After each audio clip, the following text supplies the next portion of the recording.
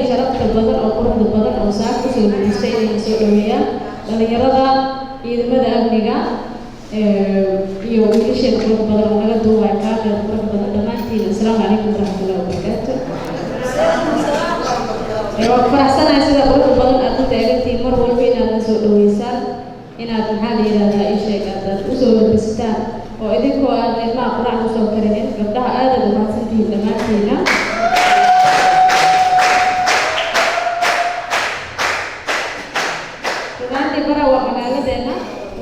degmadeena waa gurigeena tii aan mar walba waxaan ugu soo noqono aan shaqooyinka ugu badan aan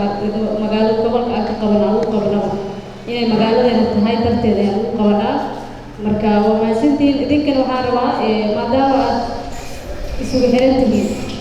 aad ka shaqaynaysaan amniga iyo nabadda iyo horumarka magaaladan waxaan ku faraxsanahay inaad isu faraxsantiin idinkoo dhan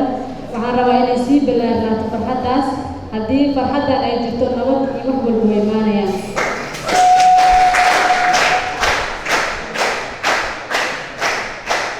waxaana sidii walba idinku ogaa inaad la shaqaysaan ciidamadiina amniga inaad sii bilaarisaan haddana aad si fiican oola shaqaysaan oo maxaa la yidhahdaa si magaaladan looga baxo oo loo aado tuulooyinka ilaa jidadka ay sii furmaan annaga markaa joogno marka waxaan tegaynay eel jaale oo ku jirto 7 kilomitir ama waxaan tegaynay Shalambood tagnay oo 12 kilomitir u jirto waxaan tegnay Buufo Bacaad oo idin 700 kilomitir u jirto taas waxay sameynaysaa in marka tuulooyinkeeda ay nadiif yihiin marka baraa waxaan maleynaa tuulo oo ku soo dawlatay kar ma lahan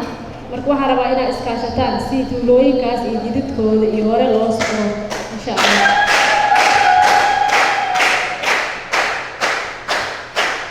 taasna muhiim ay noo tahay waxaan rabaa inaad ka shaqaysaan nadaafadda la sheegay anaga dhan marka ka soo qabanay nadaafadaas runaantii marka 3 maalin u soconaysa laakiin anaga shalay oo soo furnay oo soo bilawnay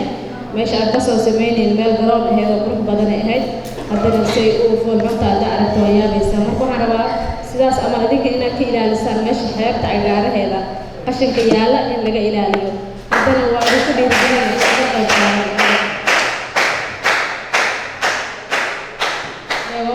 dhammaantiin sida quruxda badan aad noo soo dhaweyseen aad meesha aad u soo istaagteen adinkoo aan soo quraacanin oo idinkaga mahadcelinaa insha Allah dhammaantiin odayaasha kulligeed gabdhaha